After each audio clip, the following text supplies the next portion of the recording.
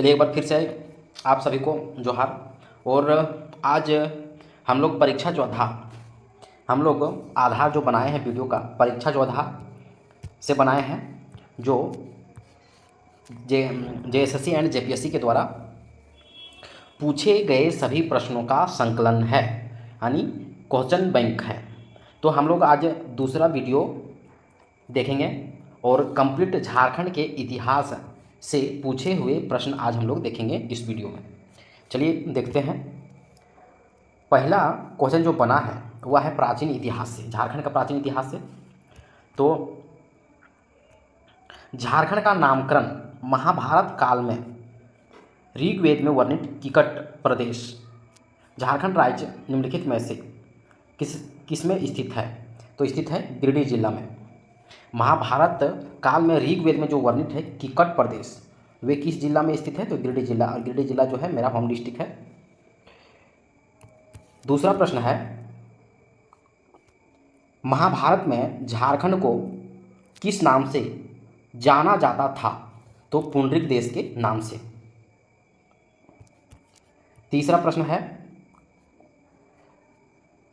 चाणक्य ने अपनी प्रसिद्ध रचना अर्थशास्त्र में झारखंड को कुकुट देश के नाम से संबोधित किया। तो जैसे चाणक्य जो है जिसकी प्रसिद्ध रचना पुस्तक का नाम है अर्थशास्त्र, और वो अर्थशास्त्र में झारखंड को कुकुट देश के नाम से संबोधित किया गया है। आगे हम लोग देखते हैं कि कौटिल्य के अर्थशास्त्र, कौटिल्य बोलिए चाहे चाणक्य बोलिए, उसी को बोलते हैं। अभी जैसे हम लोग पिछला क्वेश्चन में देखें चाणक्य के अर्थशास्त्र, तो झारखंड को संबोधित किया गया है कुकुट देश या, ठीक है। दूसरा टॉलमी द्वारा झारखंड को मुंडल कहा गया, फाहियान द्वारा झारखंड को कुकुटलाट, और वेनसांग द्वारा किलोना सुफालाना या कर्णस्वन। आगे हम लोग देखते हैं चौथा प्रश्न है कि संथाल परगना क्षेत्र को अति प्राचीन काल में क्या कहा जाता था? तो कहा जाता था नरीखंड, और बाद में नरीखंड के बाद में जो है वह कांकजोल। पांचवा प्रश्न हम लोग देखते हैं, मुगल काल के दौरान झारखंड राज्य को क्या कहा जाता था? तो मुगल काल में झारखंड को कुकरा के नाम से जाना जाता था। आगे हम लोग विवरण देखते हैं। जैसे मुगल काल में झारखंड को कुकरा, और तुजु के जहांगीरी में खोखरा, और अकबरनामा में कोकरा, और आइन अकबरी में खंखरा के नाम से। छठा प्रश्न है कि मुगल काल के दौरान झारखंड क्षेत्र किस नाम से संबोधित किया गया था? तो कुकरा के नाम से। अब पुरातात्विक स्रोत में हम लोग देखेंगे, दालमी एक पुरातात्विक स्थल निम्न में से किस नदी के तट पर स्थित है? तो सोनरेखा नदी के तट पर। दालमी कहाँ है? दालमी जो है वह धनबाद जिले में स्थित है। तो दालमी क्यों प्रचलित है, क्यों फेमस है? दालमी क्यों? क्योंकि दालमी जो है वह बुद्धपुर में अनेक बौद्ध स्मारक हैं और बुद्धेश्वर मंदिर स्थित है, इसलिए प्रचलित है। दूसरा प्रश्न हम लोग देखते हैं कि बर्फ की आयु की गहरी भूमिगत गुफा में पाया जाता है तो इसको गांव कहाँ है स्थित है? तो हजारीबाग में। तो हजारीबाग में क्या क्या पाया गया था? तो हजारीबाग में मानव द्वारा निर्मित चित्र, खुला सूर्य मंदिर, शैल चित्र, दीर्घा के अवशेष प्राप्त हुए थे। तीसरा प्रश्न है कि शुरुआती पत्थर की उम्र में तांबा के बर्तन और उपकरण के प्रमाण पाए जाते थे तो कहाँ? कक्करबाड़ी और बरगुंदा में। चौथा प्रश्न है कि असुरा साइट्स झारखंड में पाए जाने वाले राष्ट्रीय महत्व के स्मारक या स्थलों में कौन से इलाके में स्थित नहीं है? तो ऑप्शन नंबर डी में स्थित नहीं है। पांचवा प्रश्न है कि हजारीबाग के उत्तर की ओर झारखंड में निम्न में से कौन से स्थान बौद्ध धर्म विरासत के अवशेषों का दावा करते हैं? तो इटखोरी में। छठा प्रश्न है, चंदन सहित पहाड़ी चंदन सहित पहाड़ी अशोक शिलालेख, चंदन सहित पहाड़ी पर अशोक शिलालेख झारखंड के निम्न में जिलों में से किसमें स्थित है? तो निम्न जिलों में से किसमें स्थित है?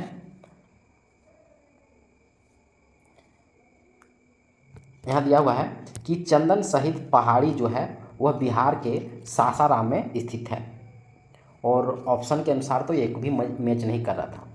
7वां प्रश्न है, निम्नलिखित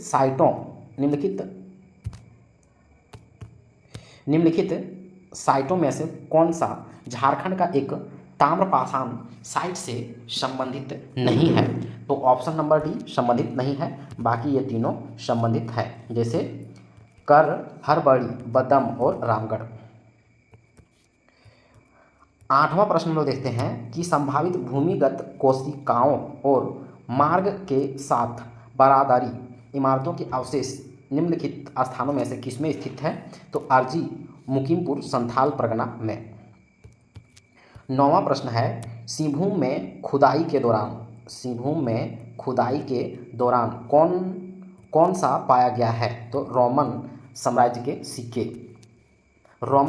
के सिक्के कहाँ पाए गए थे? तो सिंहभूम में। और इंडो सिथियन सिक्के कहाँ पाए गए थे? चाय भाषा में। 10वां प्रश्न है, कुषाण सम्राट जो कनिष्क के सिक्के पाए गए थे रांची में। इसको जो हजारीबाग में स्थित है, गुफाएं स्थित है कहाँ? हजारीबाग में।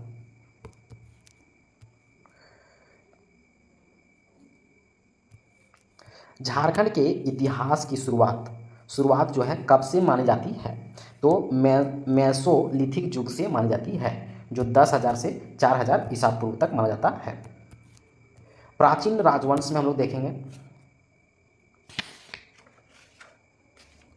पहला प्रश्न है कि वर्ष 1620 में तृतीय महाराजा जगन्नाथ सिंह कुमार विक्रम सिंह ने सरायकेला राज्य की स्थापना किया।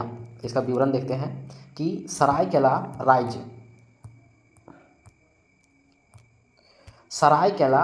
यानी रियासत की स्थापना 1620 में शिववंशी अर्जुन सिंह के पुत्र कुंवर विक्रम सिंह प्रथम द्वारा किया गया। खरसावां रियासत की स्थापना 1650 में कुंवर पदम सिंह के द्वारा किया गया। आगे हम लोग देखते हैं। दूसरा प्रश्न है कि निम्नलिखित में सरायकेला रियासत का आखिरी शासक कौन था? तो सरायकेला रियासत का आखिरी शासक जो थे वह एच राजा आदित्य प्रताप सिंह देव थे। तीसरा प्रश्न है, प्रथम नागवंशी राजा कौन थे? तो फणिक मुकुट राय। नागवंशी राजवंश के संस्थापक फणिक मुकुट राय थे। ये प्रथम नागवंशी राजा थे। इन्होंने नागवंश का आदि पुरुष भी कहा जाता था इन्हें। और 64 ईस्वी में नागवंशी राज्य की स्थापना की तथा सुतियांबे को राजधानी बनाया और उन्होंने सूर्य मंदिर का निर्माण भी किया। चौथा प्रश्न है, नागवंशी राजा ने सर्वप्रथम नवरत्न नामक पंचमंजिला भवन का निर्माण कहाँ कराया था? तो द्वैसा में। तो द्वैसा कहाँ स्थित है? तो गुमला जिले में। नागवंशी राजा दुर्जन साल ने नवरत्नगढ़ किले का निर्माण द्वैसागढ़ यानी गुमला जिले में कराया था, जिसे इनके द्वारा पंचमंजिला भवन का निर्माण किया गया था। 5वां प्रश्न है, नागवंशी परिवार का मुख्यालय द्वैसा स्थानांतरित हुआ था द्वैसा के युद्ध में पराजित होने पर। 6ठा प्रश्न है कि उस शासक का नाम बताइए जिसने नागवंशी राज्य की राजधानी सुतियांबे से चुटिया स्थानांतरित किया। तो चुटिया क्या रहता है? तो ये रहता है प्रताप, जो रहता है वो चुटिया रहता है। तो हम लोग देखेंगे यहाँ कि राजा और राजधानी किसने स्थानांतरित, जैसे फणिक मुकुट राय के द्वारा सुतियांबे राजधानी बनाया गया, और प्रताप रहा वो चुटिया, भीमकर्ण, खुखरा, दुर्जन साल ने, द्वैसा, एनी शाह ने, शतरंजी, यदुनाथ शाह पालकोट, जगन्नाथ सहदेव पालकोट भौरों और उदयनाथ सहदेव रातूगढ़। आगे हम लोग देखते हैं 7वां प्रश्न, निम्न में से रामगढ़ का कौन सा राजा शुरू से अंत तक अंग्रेजों का विरोध करता रहा? मुकुंद सिंह जो है वह रामगढ़ के राजा थे।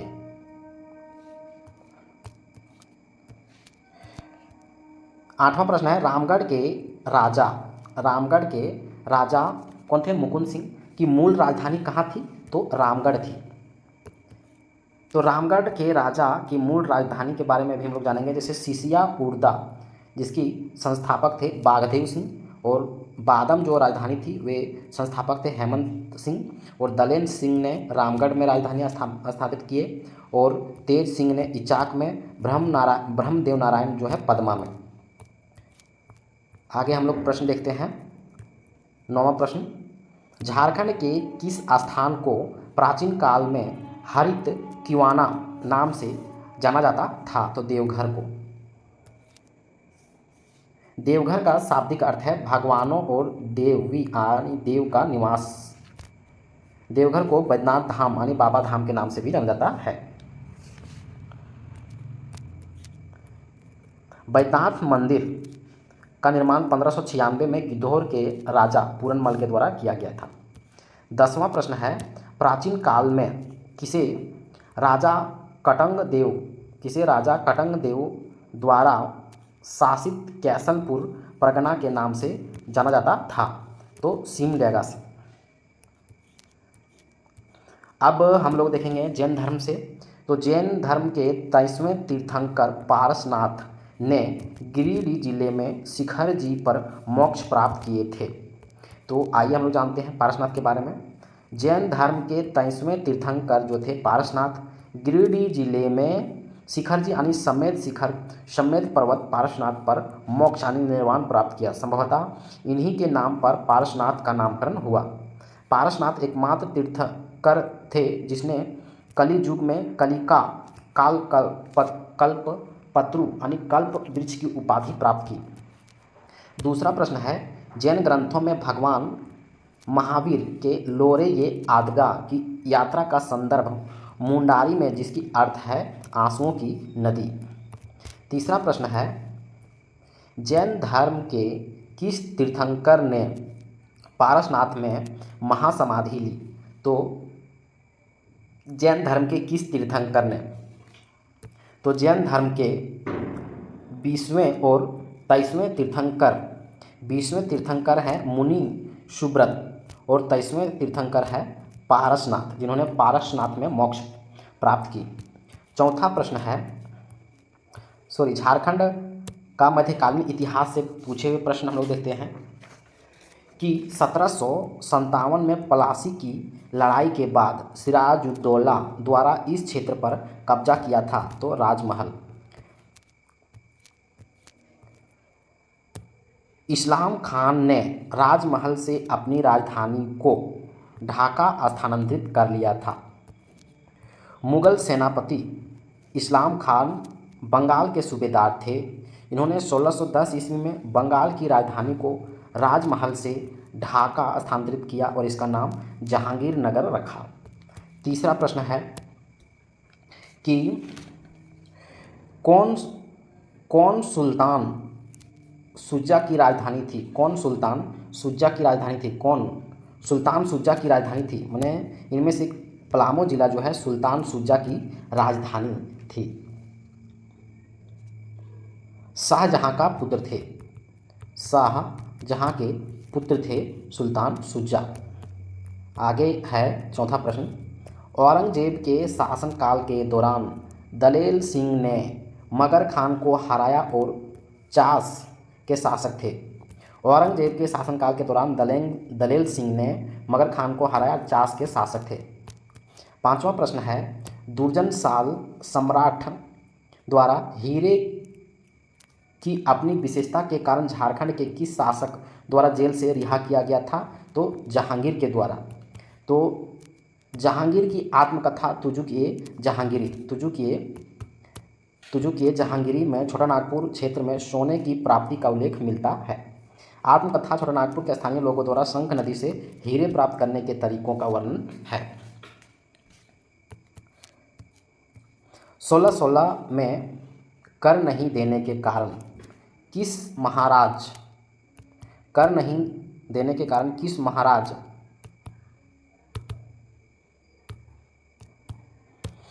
महाराज को जहांगीर ने ग्वालियर के किले में कैद रखा था? तो दुर्जन साल को। नागवंशी शासक राजा दुर्जन साल 1628 में मुगल सम्राट जहांगीर को वार्षिक कर देना स्वीकार किया था। वार्षिक कर की राशि जो है वह 6,000 रुपये थी।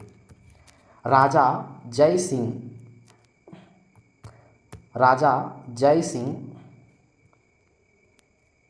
जिन्होंने खुद को 13वीं सदी में झारखंड का शासक घोषित कर दिया था, जो निम्न में से राज्य के थे। तो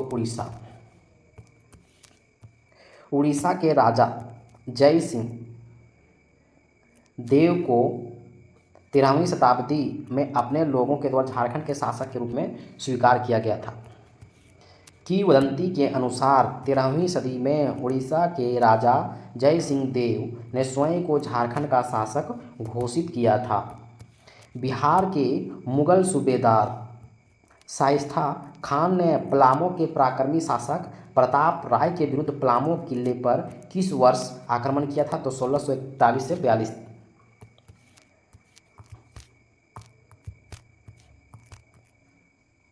अब हम लोग देखेंगे 12वां प्रश्न है कि मुगल बादशाह अकबर के किस सेनापति के नेतृत्व में मुगल सेना ने 1585 में छोटानागपुर खास के नागवंशी शासक मधुकर शाह यानी मधु सिंह पर आक्रमण किया, उसे हराया तथा उसे मुगलों के अधीनस्थ बनाया? तो थे शहबाज खान। झारखंड का आधुनिक इतिहास से पूछे हुए प्रश्न भी हम लोग देखते हैं कि ईस्ट इंडिया कंपनी को झारखंड में प्रवेश करने में प्रायः कितने दशकों का समय लगा था? तो 8 वर्ष। झारखंड में अंग्रेजों का प्रवेश सिंहभूम के रास्ते 1767 ईस्वी में हुआ था। अंग्रेजों के झारखंड में पहली बार प्रवेश के समय झारखंड के धालभूम क्षेत्र में ढाल शासक, पोरहाट क्षेत्र में सिंह शासक तथा कोल्हान क्षेत्र में हो शासकों का शासन था। ईस्ट इंडिया कंपनी को झारखंड का प्रवेश करने में प्रायः 8 दशकों का समय लगा। जनजातीय विद्रोह से संबंधित हम लोग प्रश्न को देखते हैं। अब हम लोग देखेंगे जनजातीय विद्रोह से पहला प्रश्न देखते हैं। झारखंड के महत्वपूर्ण आदिवासी आंदोलन और उनके साथ जुड़े महत्वपूर्ण हस्तियां नीचे दिए गए हैं, गलत मिलान का पता लगाएं। तो हम लोग देखेंगे कि इनमें से कौन गलत मिलान है। तो इससे पहले हम लोग ये देख लेते हैं कि विष्णु मानकी के नेतृत्व में 1789 ईस्वी में तमाड़ विद्रोह हुआ था।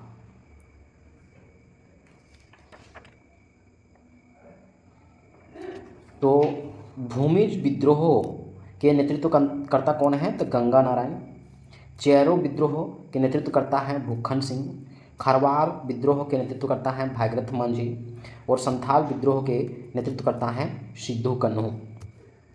तो संबंधित क्षेत्र है, भूमिज विद्रोह का क्षेत्र है बीरभूम, चेरो विद्रोह का क्षेत्र है पलामू, खरवार विद्रोह का क्षेत्र है संथाल परगना और संथाल विद्रोह का क्षेत्र है संथाल परगना। अब हम लोग जान लिए नेतृत्वकर्ता और स्थान।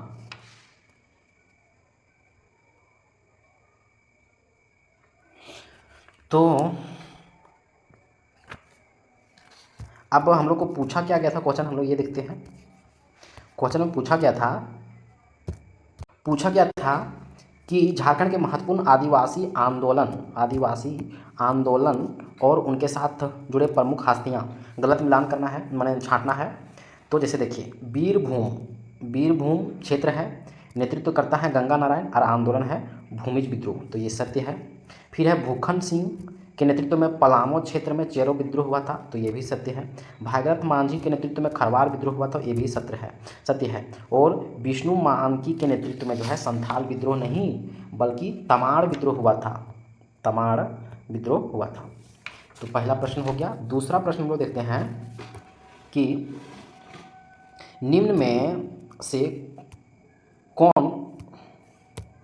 कौन अंग्रेजों के दमनकारी शासन के विरुद्ध, अंग्रेजों के दमनकारी शासन के विरुद्ध लड़ा गया?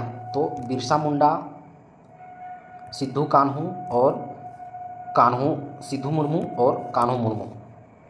तो बिरसा मुंडा, सिद्धू और कान्हू मुर्मू के ने अंग्रेजों के दमनकारी शासन के विरुद्ध लड़ाई लड़ी। बिरसा मुंडा आंदोलन 1895 से 1900 तक चला और सिद्धू कान्हू के नेतृत्व में संथाल विद्रोह 1855-56 में चला। तीसरा प्रश्न है, हिल असेंबली प्लान, हिल असेंबली प्लान किसके द्वारा आदिवासी उन्नति के लिए किया गया था? तो क्लीवलैंड के द्वारा। तो हिल असेंबली प्लान की स्थापना आदिवासियों के विकास के लिए क्लीवलैंड के लिए किया गया था। यहाँ तक हम लोग जान लिए। क्लीवलैंड ने पहाड़ियों की पूरी श्रृंखला को पहाड़ी विधानसभा के एक समान प्रशासन के तहत वंशानुगत पहाड़ी प्रमुखों के अधीन रखा, जिन्हें सरदार कहा जाता था। चौथा प्रश्न है कि दामिन ये कोह की घोषणा जो 1824 में हुआ था। दामिन ये कोह भागलपुर से राजमहल तक का वन क्षेत्र था। ब्रिटिश सरकार द्वारा दामिन ये कोह का निर्माण 1824 में संथाल समुदाय को बसाने के लिए किया गया था। पांचवा प्रश्न है कि कौन सा मिलान जो है वह गलत है? तो इसमें 1873 से 74 में खरवार विद्रोह, 1800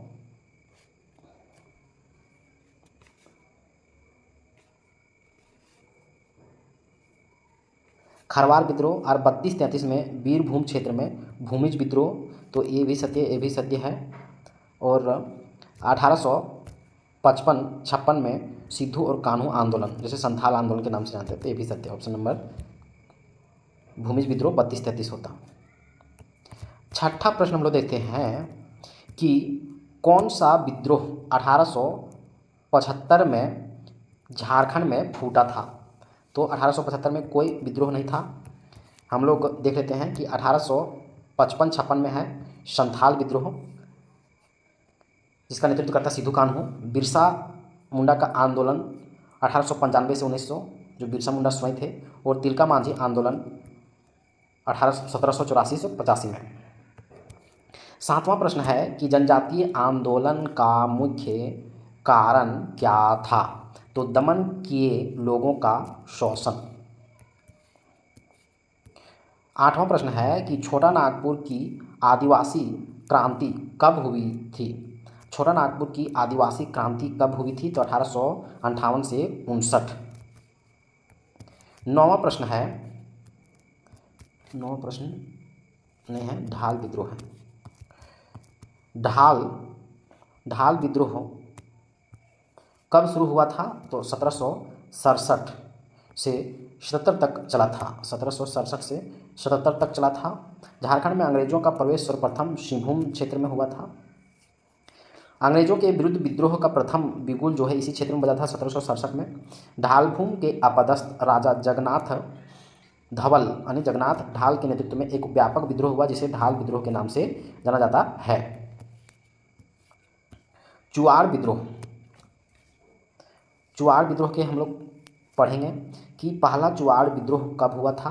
तो 1769 ईस्वी में। तो चुआड़ विद्रोह अकाल लगान में वृद्धि, जमीन की नीलामी तथा अन्य आर्थिक मुद्दों को लेकर किया गया था। चुआड़ विद्रोह के प्रमुख नेता थे रघुनाथ महतो, श्याम गंजन, सुब्बल सिंह, जगन्नाथ पातर, मंगल सिंह, दुर्जन सिंह, लाल सिंह, मोहन सिंह आदि थे। यह विद्रोह रघुनाथ महतो के नेतृत्व में 1769 में हुआ था। रघुनाथ महतो द्वारा अपना गांव अपना राज दूर भगाओ विदेशी राज का नारा दिया गया था। देखेंगे पहाड़िया विद्रोह। पहाड़िया विद्रोह में किस रानी ने सहयोग किया था? तो महेशपुर की रानी सर्वेश्वरी ने। पहाड़िया जनजाति राजपूत, मुस्लिम, मुगल एवं ब्रिटिश काल में विदेशी ताकतों से संघर्ष संघर्षरत रही। अंग्रेज़ों के खिलाफ इन्होंने कई विद्रोह किए, जिन्हें जनजातियों के संघर्ष के इतिहास में विदेशी शासन के विरुद्ध प्रथम व्यापक विद्रोह माना गया। पहाड़िया विद्रोह में महेशपुर की रानी सर्वेश्वरी की भूमिका महत्वपूर्ण रही। तमाड़ विद्रोह अभी हम लोग पढ़ेंगे। अंग्रेज़ों के विरुद्ध सबसे लंबा, बृहत्तम और सबसे खूनी आदिवासी विद्रोह कौन सा है? तो तमाड़ विद्रोह है। तमाड़ विद्रोह के बारे में जानते हैं। इनका प्रारंभ जो है मुंडाओं के ने अंग्रेज़ों द्वारा बाहरी लोगों को प्राथमिकता देने तथा नागवंशी शासकों के शोषण के विरुद्ध तमाड़ क्षेत्र में किया। इस विद्रोह का प्रारंभ 1782 ईस्वी में हुआ और 1821 तक चला। यह तमाड़ विद्रोह 6 चरणों में संचालित हुआ। यह अंग्रेज़ों के विरुद्ध सबसे लंबा, बृहत्तम और सबसे खूनी आदिवासी विद्रोह था। 1795 में मुंडा विद्रोह के 1795 में तमाड़ या मुंडा विद्रोह। अब जो 6 चरणों में हुआ था तमाड़ विद्रोह, तो यहाँ दिया हुआ है 6 चरणों में। 1782-83 में विभिन्न मुंडा सरदार के द्वारा दमन करता थे। मेजर जेम्स क्राफ्ट द्वितीय है 1789, विष्णु मानकी और मौजी मानकी, और दमन करता है हॉगन एवं लेफ्टिनेंट कुपर। तृतीय तमाड़ मुंडा विद्रोह है 1794 से 98, भोलानाथ सिंह, और इसका दमन करता है बेन एंड वेल्स रफसेज। चौथा तमाड़ विद्रोह 1807 से 1808, दुखी मानकी, और पांचवा है 1811-12 में बख्तर शाह, इसका भी रफसेज है। और अंतिम छठा है 1819 से 21, रुदन मुंडा, पुंटा मुंडा एवं रफसेज इनका भी है। अब हम लोग देखेंगे तिलका विद्रोह। तिलका मांझी ने आदिवासी विद्रोह का नेतृत्व किया और ब्रिटिश सेना प्रमुख को घायल करने में कामयाब रहा। वर्ष 1785 में तिलका मांझी को किस शहर में फांसी पर लटका दिया गया था? तो भागलपुर में। तिलका आंदोलन का प्रारंभ 1783 से 85 में तिलका मांझी के नेतृत्व में हुआ। इस आंदोलन का मुख्य उद्देश्य आदिवासी स्वायत्ता की रक्षा एवं इस क्षेत्र में अंग्रेजों को खदेड़ना। तिलका मांझी द्वारा गांव-गांव में सखुआ पत्ता घुमाकर विद्रोह किया जाता था। आगे है संदेश बजाता था। और 13 जनवरी 1784 को तिलका मांझी ने तीर मारकर अंग्रेज अधिकारी क्लीवलैंड की हत्या कर दी। 1785 ईस्वी में तिलका मांझी को धोखे से गिरफ्तार कर लिया और भागलपुर में बरगद के पेड़ पर लटकाकर फांसी दे दी गई। दूसरा प्रश्न है किसके नेतृत्व में, यानी तिलका मांझी के नेतृत्व में 1780 से 85 के दौरान संचालित जनजातीय विद्रोह भागलपुर में ब्रिटिश सेना प्रमुख चोटिल करने और उसे फांसी देने में सफलता प्राप्त की। तीसरा प्रश्न है कि झारखंड के उस स्वतंत्रता सेनानी का नाम है तिलका मांझी जिसने 1784 में ब्रिटिश सरकार के विरुद्ध आदिवासी विद्रोह का नेतृत्व किया था। पांचवा प्रश्न है तिलका मांझी को अंग्रेजों द्वारा 1785 में पकड़ा गया।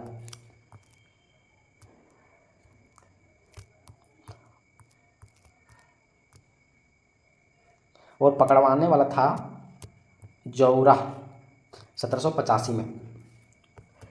छठा प्रश्न है ब्रिटिश द्वारा तिलका मांझी को फांसी दी गई थी 1785 में।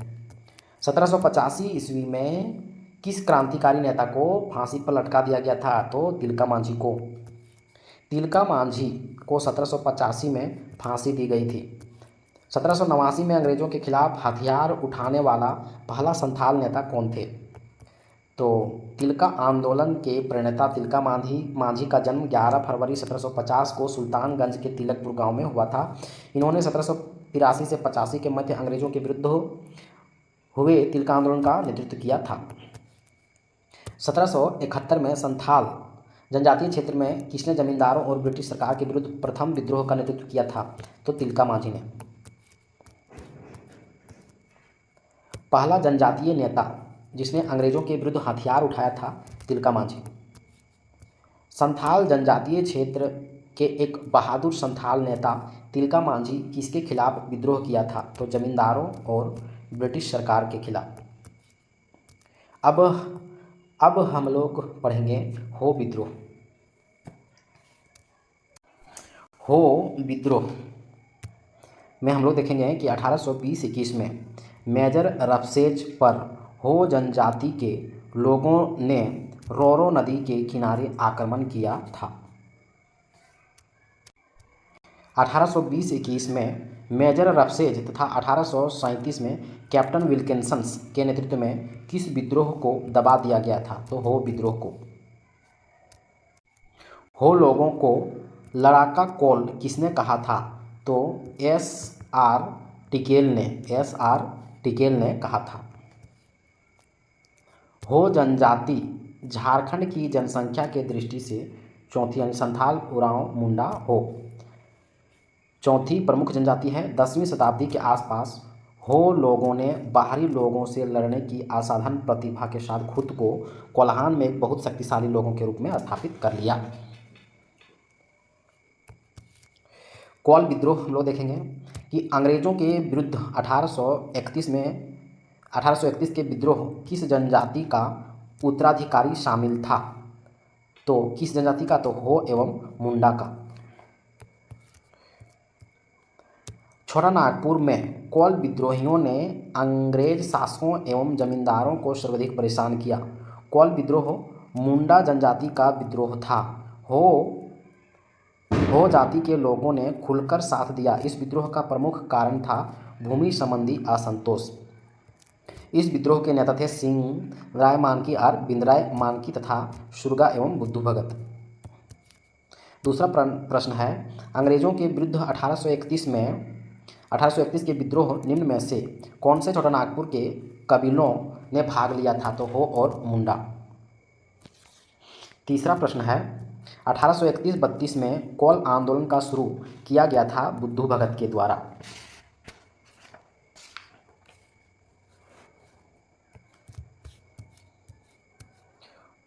कोल विद्रोह के प्रमुख नेता बुद्धू भगत के रहने वाले थे।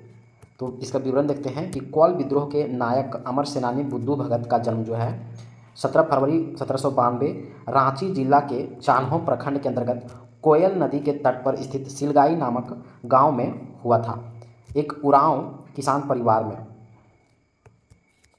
ब्रिटिश के विरुद्ध उरांव विद्रोह का नेतृत्व किसने किया था? तो बुद्धू भगत ने। किस विद्रोह के परिणाम स्वरूप 1833 में एक नए प्रांतीय दक्षिण पश्चिमी सीमांत एजेंसी का गठन किया गया था? तो कोल विद्रोह के द्वारा। अब हम लोग देखेंगे भूमिज विद्रोह। 1831 से 33 भूमिज विद्रोह किनके नेतृत्व में हुआ था? तो नेतृत्व करता है गंगा नारायण।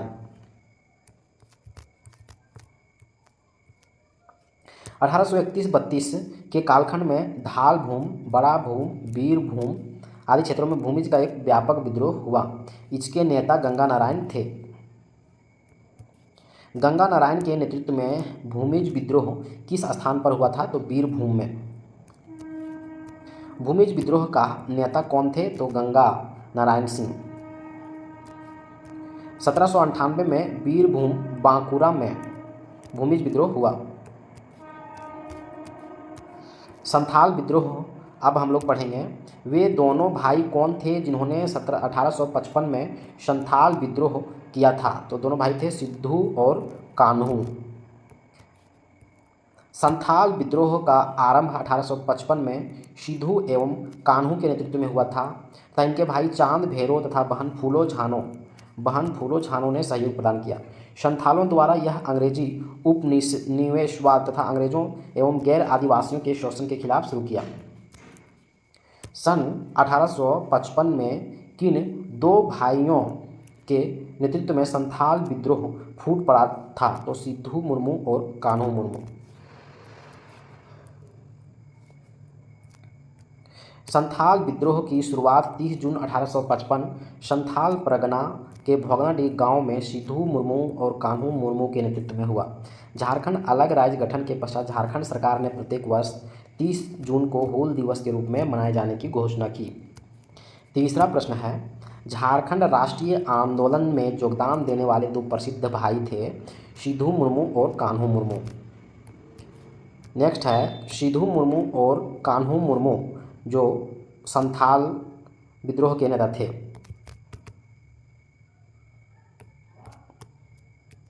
पांचवा प्रश्न है संथाल विद्रोह जो है 1855 में हुआ। 1855 में लॉर्ड कॉर्नवालिस के अस्थायी बंदोबस्त के विरुद्ध किसने युद्ध लड़ा? तो संथालों ने। 1855 में लॉर्ड कॉर्नवालिस के अस्थायी बंदोबस्त के विरुद्ध संथाल जनजाति के लोगों ने युद्ध छेड़ा था।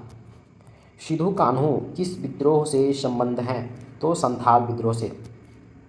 निम्न में से कौन सा विद्रोह सिद्धू कान्हू से संबंधित है? तो संथाल विद्रोह 1855। संथाल विद्रोह कब हुआ था? तो 1855 में। संथाल विद्रोह का नेतृत्व किसने किया था? तो सिद्धू कान्हू और चांद भैरव ने। सरदारी आंदोलन अब हम लोग देखेंगे। सरदारी आंदोलन निम्न कारण से हुआ था। सरदारी आंदोलन निम्न कारण से हुआ था। बेगार लागू किए जाने के विरुद्ध कृषक असंतोष और बिचौलियों द्वारा गैर कानूनी ढंग से किराए में वृद्धि। सरदारी आंदोलन को मुल्की व मिल्की का आंदोलन भी कहा जाता है। 31-32 के कोल विद्रोह के समय कोल सरदार असम की चाय बागानों में काम करने चले गए थे। जब वो वापस आए तो उनकी ज़मीन दूसरे लोग हड़प लिए थे। ज़मीन वापस करने से इनकार कर रहे थे। इसी हड़पे गए ज़मीन को वापस पाने हेतु कोल सरदारों ने लगभग 37 वर्षों तक 1858 से 1895 तक आंदोलन किया। सफाहोड़ आंदोलन किस आदिवासी समुदाय से संबंधित है? तो संथाल। सफाहोड़ आंदोलन का संबंध संथाल जनजाति से था। इसका आंदोलन का मुख्य उद्देश्य संथालों में धार्मिक पवित्रता पर बल देना। सफाहोड़ का अर्थ है सिंहभोंगा के प्रति समर्पण। इस विद्रोह को जन्म देने का श्रेय जो है लाल हेम्ब्रम उर्फ लाल बाबा, जिन्होंने सफाहोड़ी आंदोलनकारियों को राम नाम का मंत्र दिया। बंगम मांझी नेता थे सफाहोड़ आंदोलन के। खरवार आंदोलन 1874 में खरवार आंदोलन किस आदिवासी स्वतंत्रता सेनानी के नेतृत्व में प्रसिद्ध है? तो भागीरथ मांझी। खरवार आंदोलन खरवार संथालों की उपजाति है। प्राचीन काल में अपना स्वर्ण युग मानते थे, अपनी प्राचीन मूल्यों को पुनः स्थापित करना चाहते थे। 1874 में भागीरथ मांझी के नेतृत्व में खरवार आंदोलन की शुरुआत हुआ। वो सामाजिक सुधार तथा एकेश्वरवाद पर विशेष जोर दिया था। खरवार आंदोलन जो है भागीरथ मांझी के नेतृत्व में 1874 में हुआ था। निम्न में से किस आंदोलन में लोगों को भूमि मालिकों पर भूमि कर देने के लिए नहीं कहा गया था? तो खरवार आंदोलन। भागीरथ मांझी के नेतृत्व में हुआ खरवार विद्रोह किस वर्ष हुआ था? तो 1874 ईस्वी में। निम्न में कौन खरवार विद्रोह के नेताओं में से एक हैं? भागीरथ मांझी। झारखंड में स्वतंत्रता के लिए संघर्ष में खरवार आंदोलन किसके नेतृत्व में हुआ था? तो भागीरथ मांझी। खरवार आंदोलन का नेतृत्व किसने किया था? तो भागीरथ मांझी ने। खरवार आंदोलन 1874 में। झारखंड के भागीरथ मांझी, दुबई गोसाई तथा पटेल सिंह के नेतृत्व में खरवार विद्रोह हुआ था।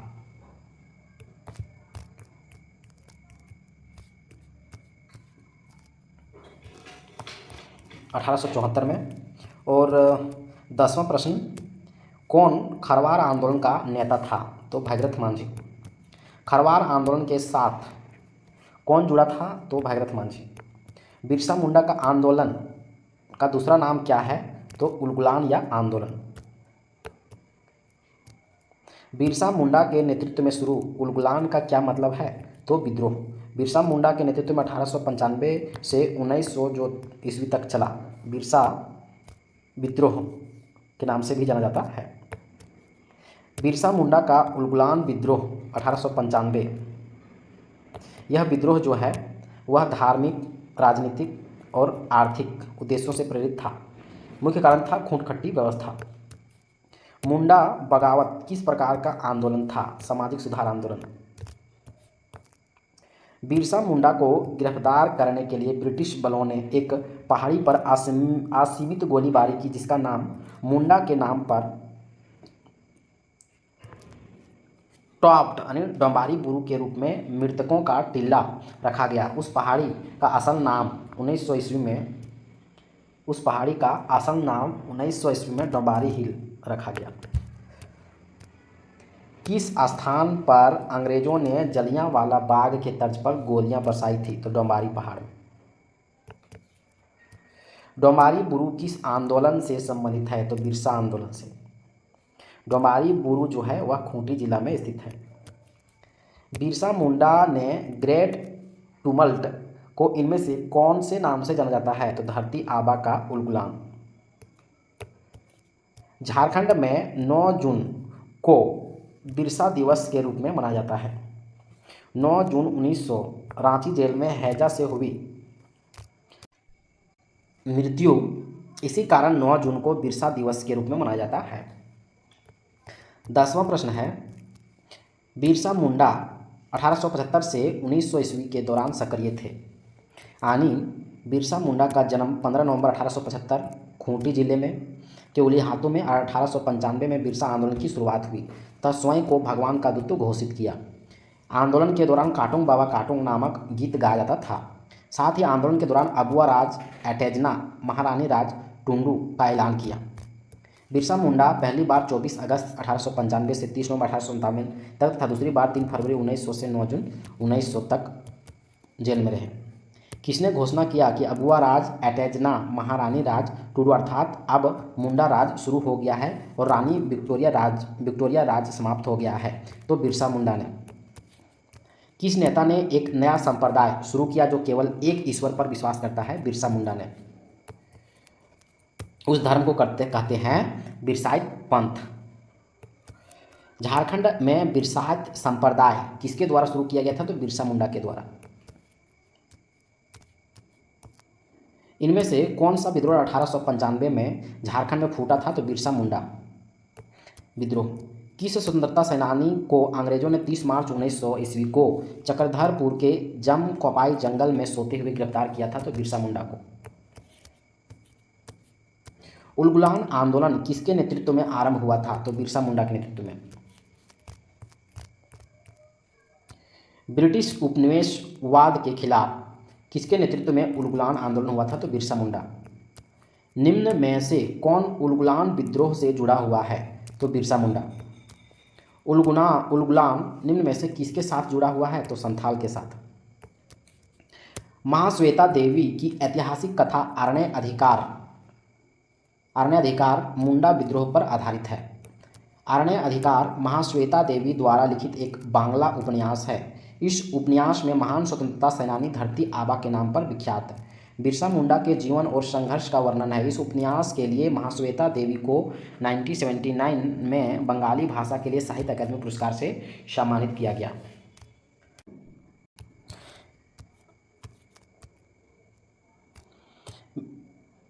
विचार पहला है, बिरसा मुंडा 1895 से 1900 तक राजनीतिक कार्यकर्ता के रूप में गहराई से जुड़े। दूसरा, हजारीबाग जेल में उन्हें कैद कर दिया गया जो 2 साल के बाद उनकी मृत्यु हो गई।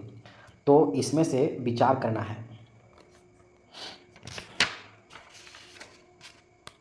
इसमें केवल पहला सही है और हजारीबाग नहीं, यहाँ होगा रांची।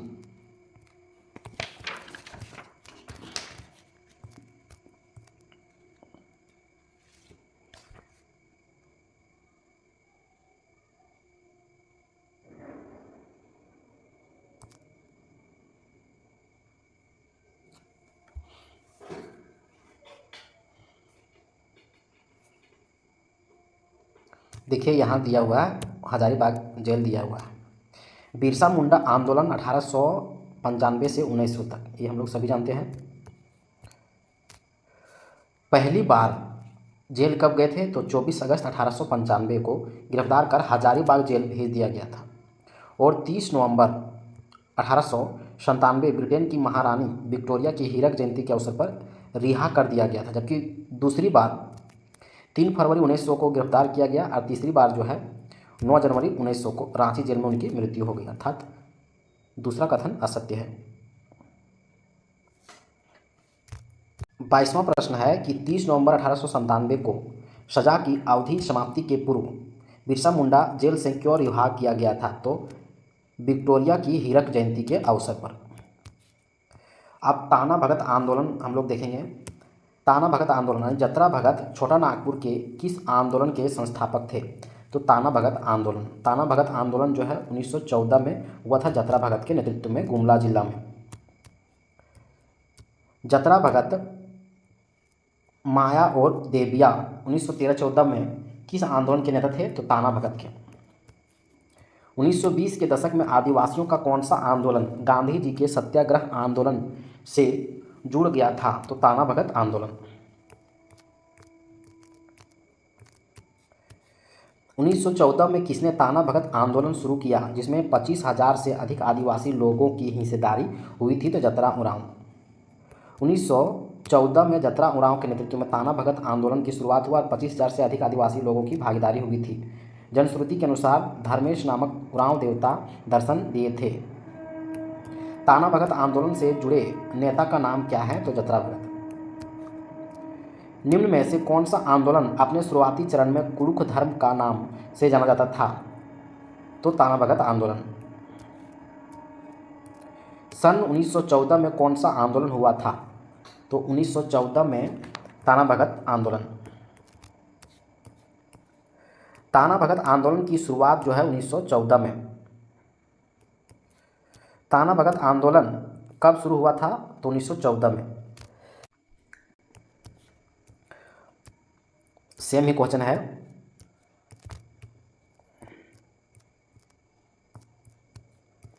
तेरहवां प्रश्न है कि झारखंड के इतिहास के किस अभियान या आंदोलन में जर्मन बाबा के गीत गाकर उनके समर्थकों उनके आह्वान करते थे? ताना भगत आंदोलन में। ताना भगत आंदोलन किसने शुरू किया था? तो जतरा उरांव ने। ताना भगत आंदोलन की शुरुआत किया गया था जतरा उरांव के द्वारा। ताना भगत आंदोलन इनमें से कौन सी जनजाति की भागीदारी है? तो उरांव। रांची जिले का ताना भगत रैयत कृषि भूमि मरम्मत अधिनियम बिहार राजपत्र में कब प्रकाशित हुआ था? 1948 में। वर्ष 1914 में जतरा उरांव द्वारा शुरू किए गए आंदोलन को ताना भगत आंदोलन कहा जाता था। रांची जिला किस वर्ष ताना भगत पुनर्वास अध्यादेश पारित किया गया था? तो 1948 में। अब हम लोग 1857 का विद्रोह पढ़ेंगे। 1857 का विद्रोह अभी हम लोग पढ़ेंगे। भारत की आज़ादी के पहले युद्ध के दौरान 1857 में 12 गांवों के एक जमींदार ने भारतीय सेना की डोरंडा यानी रांची में मदद की और ब्रिटिश कंपनी के खिलाफ संथाल आदिवासियों को जुटाया। इस जमींदार को कौन है? तो शेख भिखारी। 1857 के विद्रोह का नायक हैं शेख भिखारी का जन्म जो है रांची जिले के और मांझी प्रखंड के खुदिया गांव में हुआ था। 12 गांव के जमींदार थे। शेख भिखारी खटंगा के राजा टिकैत उमराव सिंह के दीवान थे। दूसरा प्रश्न है कि निम्न में से किसने यानी शहीद शाहिद लाल, शेख भिखारी और विश्वनाथ सहदेव ने भारत के पहले स्वतंत्रता संग्राम 1857 जिसे सिपाही विद्रोह भी कहा गया है, झारखंड के निम्नलिखित नेताओं में से किन्होंने 1857 के विद्रोह में अंग्रेजों के खिलाफ लड़ाई लड़ी है? तो शेख भिखारी ने। 1857 के विद्रोह रांची के ठाकुर विश्वनाथ सहदेव, टिकैत उमराव सिंह, पांडे गणपत राय, शेख भिखारी, हजारीबाग के जगत लाल सिंह, सुरेंद्र शाही, रामगढ़ बटालियन के जमादार माधव सिंह, डोरंडा बटालियन के सूबेदार जयमंगल पांडे एवं नादिर अली, पोराहाट सिंहभूम के राजा अर्जुन सिंह, विश्रामपुर के चेरो सरदार भवानी राय, पलामू के नीलांबर पीताम्बर सहित अन्य नेताओं ने महत्वपूर्ण भूमिका निभाई। चौथा प्रश्न है कि 1857 के विद्रोह के साथ जुड़ा हुआ है शेख भिखारी।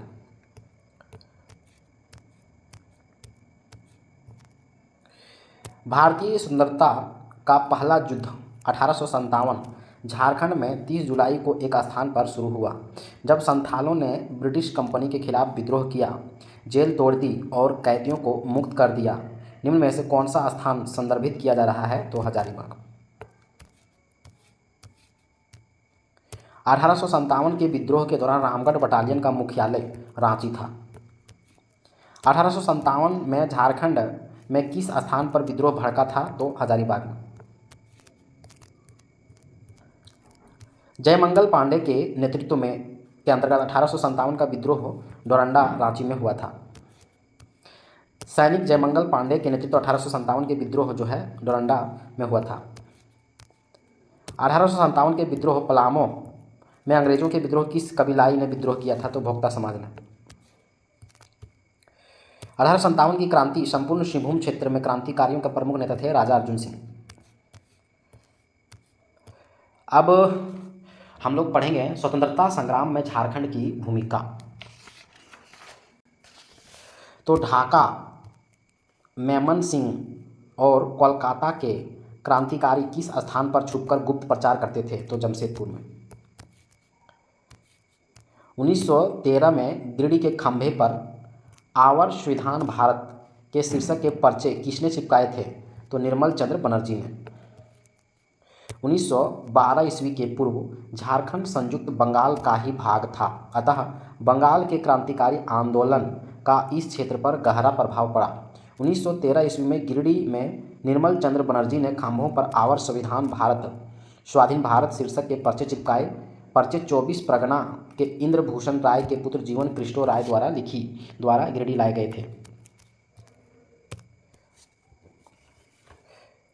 वीरेंद्र नाथ भट्टाचार्य के मकान पर अक्टूबर 1927 में छापा मारा गया था, जहां से क्रांतिकारी साहित्य के साथ पिस्तौल और कारतूस भी बरामद किया गया था। इस केस को क्या नाम दिया गया? देवघर षड्यंत्र केस। चौथा क्वेश्चन है, गिरिडीह का कौन सा व्यक्ति क्रांतिकारियों को धन मुहैया कराता था? तो मनोरंजन गुह।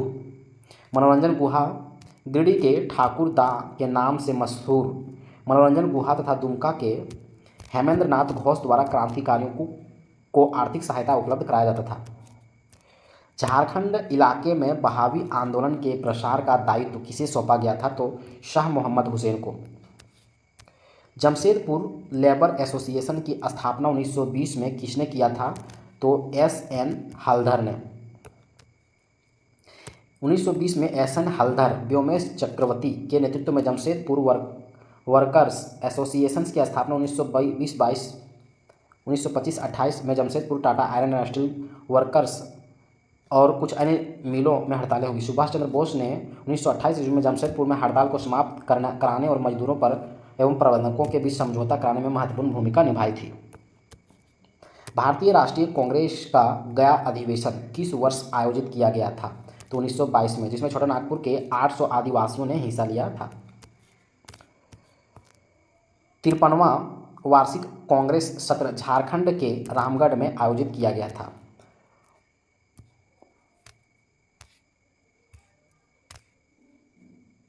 कांग्रेस का 53वां अधिवेशन 19-20 मार्च 1940 को हजारीबाग जिला के रामगढ़ में मौलाना अबुल कलाम आज़ाद की अध्यक्षता में संपन्न हुआ।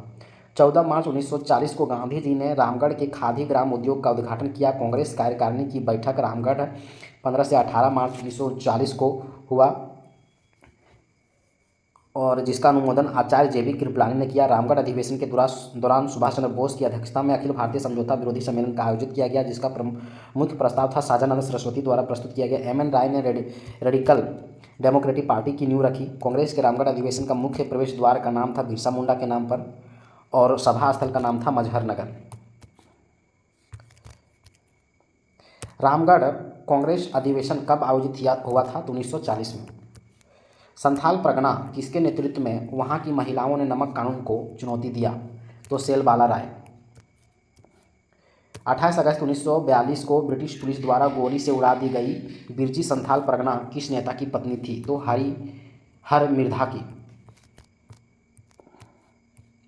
बिरजी मिर्धा संथाल परगना के स्वतंत्रता सेनानी हर मिर्धा की पत्नी थी। बिरजी मृधा एवं हरिहर मृधा संथाल परगना के स्वतंत्रता सेनानी थे। भारत छोड़ो आंदोलन के दौरान दुमका में 28 अगस्त 1942 को पुलिस की गोली लगने से बिरजी मृधा शहीद हुई।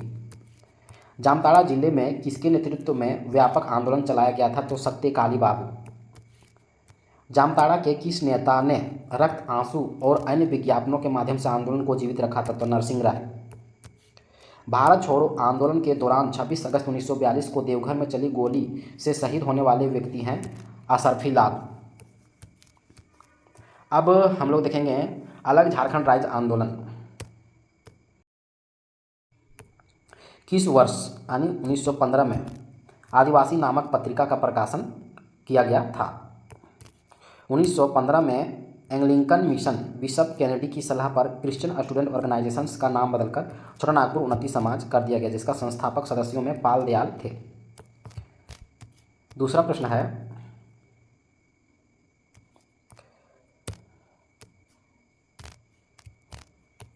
निम्नलिखित में से कौन सी विभूति 1913 में छोटा नागपुर उन्नति समाज का गठन में शामिल थी?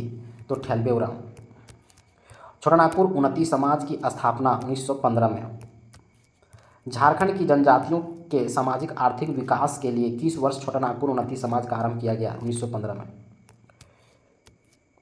1928 में जब साइमन कमीशन पटना आया, जनजातियों द्वारा स्वशासन के लिए अलग झारखंड राज्य की मांग किसके द्वारा भेजे गए डेलीगेशंस द्वारा रखी गई थी? छोटा नागपुर उन्नति समाज के द्वारा। किस वर्ष एक अलग झारखंड राज्य की मांग के लिए एक ज्ञापन के साथ साइमन कमीशन को प्रस्तुत किया गया? तो 1928 में। एक अलग राज्य झारखंड के निर्माण की मांग करते हुए ज्ञापन के साथ कौन सा ब्रिटिश कमीशन प्रस्तुत किया गया? तो साइमन कमीशन। 1931 में ठेलबे उरांव ने किस संगठन की स्थापना की थी जिसका भारत के स्वतंत्रता आंदोलन में योगदान था? किसान सभा। छोटा नागपुर उन्नति समाज के संस्थापक सदस्य थे ठेलबे उरांव, पाल दयाल। 1930-31 में छोटा नागपुर उन्नति समाज से अलग होकर किसान सभा का गठन किया गया, जिसका प्रथम अध्यक्ष थे ठेलबे उरांव और प्रथम सचिव थे पाल दयाल। किसान सभा के गठन के मुख्य उद्देश्य थे किसानों को शोषण करने वाले जमींदारों के विरुद्ध इन्हें संगठित करना।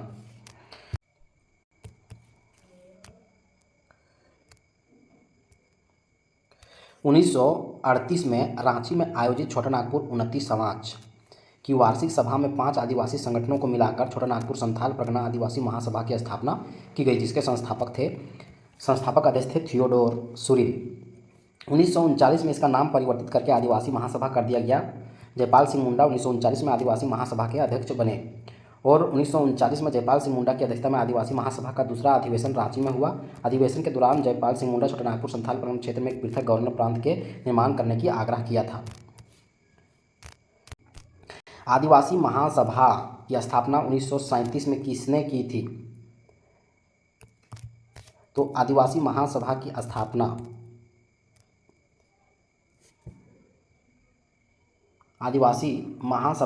स्थापना जो है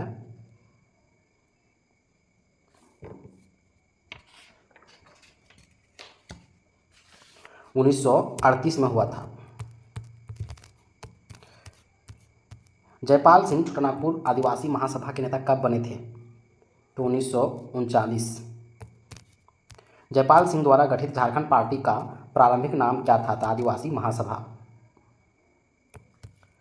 1950 में जमशेदपुर में संपन्न आदिवासी महासभा के सम्मेलन में आदिवासी महासभा का नाम परिवर्तित करके झारखंड पार्टी कर दिया गया। इसके प्रथम अध्यक्ष भी जयपाल सिंह थे।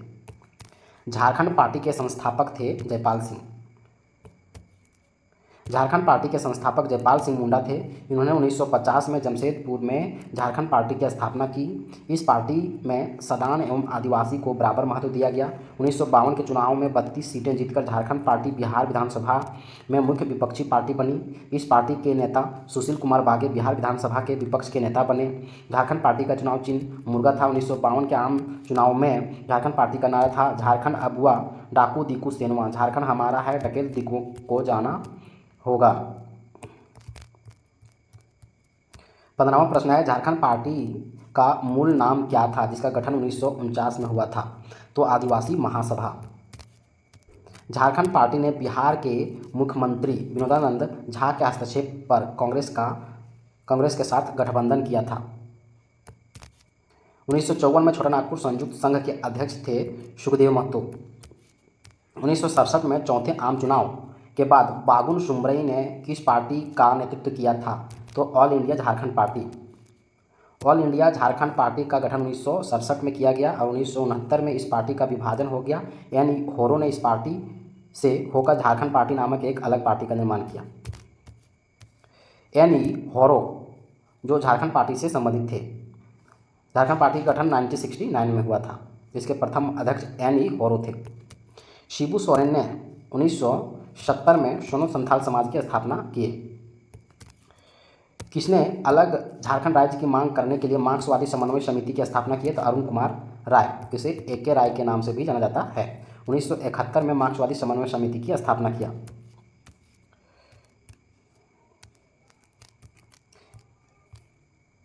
ए.के. राय 1971 में मार्क्सवादी समन्वय समिति की स्थापना किया। झारखंड मुक्ति मोर्चा के गठन में भी ए.के. राय की महत्वपूर्ण भूमिका रही। ए.के. राय पेशे से एक इंजीनियर थे। इंजीनियर का पेशा छोड़कर सामाजिक और राजनीतिक आंदोलन में सक्रिय रहे। वे 3 बार धनबाद के सांसद और 3 बार सिंदरी विधानसभा सीट से विधायक चुने गए थे। इन्होंने जेपी आंदोलन में भी सक्रिय भूमिका निभाई। ए.के. राय की प्रमुख पुस्तकों में हिंदी में योजना और क्रांति, झारखंड और लालखंड तथा अंग्रेजी में बिरसा से लेनिन और नई दलित क्रांति प्रमुख हैं। अलग झारखंड मांग को लेकर किसने लालखंड का नारा दिया था? तो ए.के. राय ने। तो ए.के. राय ने लालखंड का नारा दिया था।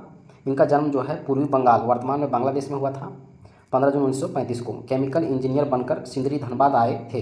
बाद में कोयला मजदूरों की पीड़ा और शोषण में व्यथित होकर आंदोलनकारी बन गए। झारखंड क्रांति दल की स्थापना कब हुआ था? तो झारखंड क्रांति दल की स्थापना जो है वह 1990 में। झारखंड क्षेत्रीय स्वायत्त परिषद का गठन 1995 में। झारखंड क्षेत्र स्वशासी परिषद का गठन 9 अगस्त 1995 को किया गया। शिबू सोरेन इसके प्रथम अध्यक्ष थे और सूरज मंडल इसके उपाध्यक्ष थे। झारखंड एरिया ऑटोनोमस काउंसिल यानी JAACJEC संथाल परगना तथा छोटा नागपुर क्षेत्र के 18 जिलों को मिलाकर किया गया था। झारखंड सरकार द्वारा झारखंड क्षेत्र स्वशासी परिषद कब बनाई गई थी? तो 1995 में। झारखंड क्षेत्र स्वायत्त परिषद का गठन जो है 1995 में। झारखंड क्षेत्र स्वायत्त परिषद का गठन किया गया जो झारखंड राज्य के गठन के लिए एक महत्वपूर्ण कदम माना गया। बिहार सरकार द्वारा इस परिषद का गठन कब किया गया था? 1995 में। किस वर्ष झारखंड क्षेत्र स्वशासी परिषद ने शपथ ली थी? तो 9 अगस्त 1995 को। सरकार द्वारा झारखंड क्षेत्र स्वशासी परिषद कब बनाई गई थी? तो 1995। झारखंड क्षेत्र स्वायत्त परिषद का गठन कब हुआ था? तो 9 जून 1995।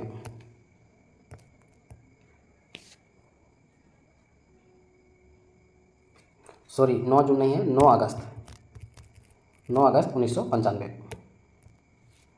झारखंड क्षेत्र स्वायत्त परिषद का गठन कब हुआ था? तो 9 अगस्त 1995। किस वर्ष संथाल परगना 18 जिलों और छोटा नागपुर के मिलाकर झारखंड स्वायत्त परिषद का गठन किया गया था? 1995 में। 1994 में JPP की स्थापना हुई जिसके अध्यक्ष थे डॉक्टर रामदयाल मुंडा और महासचिव थे सूर्य सिंह बेसरा। यहाँ JPP का पूरा नाम क्या है? Jharkhand people's party. इसका गठन जो है 1991 में हुआ था आजसू की सहयोगी पार्टी के रूप में। और झारखंड पीपुल्स पार्टी 1994 में संपन्न अधिवेशन में रामदयाल मुंडा अध्यक्ष थे और सूर्य सिंह बेसरा सचिव थे। भारत में झारखंड राज्य के गठन के लिए अधिनियम किए गए अधिनियम का नाम थे बिहार पुनर्गठन अधिनियम 2000। किस वर्ष भारतीय संसद ने झारखंड को अलग राज्य के रूप में बिहार पुनर्गठन विधेयक पारित किया गया? 2000 ईस्वी को। बिहार राज्य पुनर्गठन विधेयक 2000 को 2 अगस्त 2000 को लोकसभा से, 11 अगस्त 2000 को राज्यसभा से पारित किया गया। बिहार पुनर्गठन बिल को पारित किया गया था 2 अगस्त 2000 को। झारखंड राज्य का निर्माण किस वर्ष हुआ था? तो 2000 ईस्वी को। झारखंड को एक नया राज्य बनाने हेतु बिहार में से 18 जिलों को निकालने के लिए बिहार पुनर्गठन विधेयक पारित किया गया। उस समय राष्ट्रपति KR नारायण ने विधेयक मंजूरी दी थी अगस्त 2000 को। 40वां प्रश्न है, वर्ष 2000 में झारखंड राज्य के गठन के लिए दक्षिण बिहार से कितने जिले अलग किए गए थे? तो 18 जिले। 15 नवंबर 2000 को झारखंड राज्य का गठन हुआ था और इस दिन झारखंड से निम्नलिखित व्यक्तियों के जन्मदिन थे। तो बिरसा मुंडा के। झारखंड भारतीय संघ का 28वां राज्य है। झारखंड राज्य का गठन 15 नवंबर 2000 को हुआ था। निर्माण कब हुआ था? 2000 को। किस वर्ष अस्तित्व के रूप में आया? तो 2000 को। और यहाँ से हम लोग का झारखंड का इतिहास पूछे हुए प्रश्नों का संकलन समाप्त होता है। आगे का वीडियो झारखंड का भूगोल होगा।